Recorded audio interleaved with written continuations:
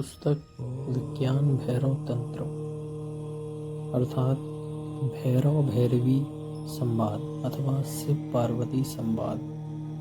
व्याख्याकार नंदलाल तसौर।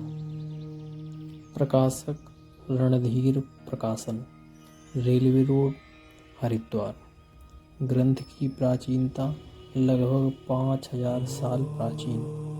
भैरवी के प्रश्न और भैरव के 112 समाधान अथवा धारणाएं अथवा ध्यान की विधि। धारणा नंबर 15। अनाहते पात्रकरणे अभग्नसप्ते सरित्रुते सप्तब्रह्मणि निष्णातः परम ब्रह्मादिगच्छति। अर्थात संसार में जो भी ध्वनि सुनाई देती है वह दो वस्तुओं के टकराने से ही पैदा होती है, जिसे आहत ध्वनि कहते हैं। किंतु एक ध्वनि ऐसी भी है जो अनाहत है, अर्थात बिना किसी वस्तु के टकराने से ही अपने आप पैदा होती है। इस ध्वनि को योगी लोग गहन ध्यान की अवस्था में सुनते हैं। यह एक ऐसी ध्वनि है जो निरंतर शरीर के भीतर चलती रहती है।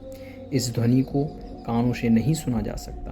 कानों से तो बाहर की आहत ध्वनि ही सुनी जा सकती है, किंतु गहरे ध्यान की अवस्था में जब बाहर की ध्वनि सुनाई देना बंद हो जाता है तो इस भीतर की ध्वनि को सुना जा सकता है।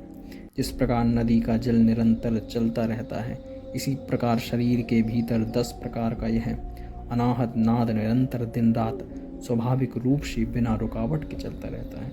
इस ध्वनि को सुनने के लिए भी इन श्रवणेंद्रियों को ही पात्र अर्थात समर्थ बनाया जाता है, किंतु इस ध्वनि को सुनने के लिए गहरे ध्यान में प्रवेश करना होता है। यह नाद ही सप्त ब्रह्म का रूप है।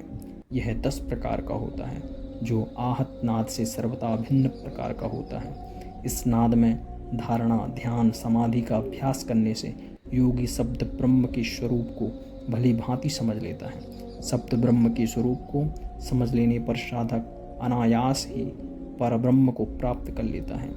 आज वैज्ञानिक इसकी भिन्न व्याख्या करते हुए कहते हैं कि यह आकाश गंगा व इसके चारों ओर जो सूर्य आदि तीव्र गति से चक्कर लगा रहे हैं, उन्हीं के कारण यह सूक्ष्म ध्वनि उत्पन्न होती है।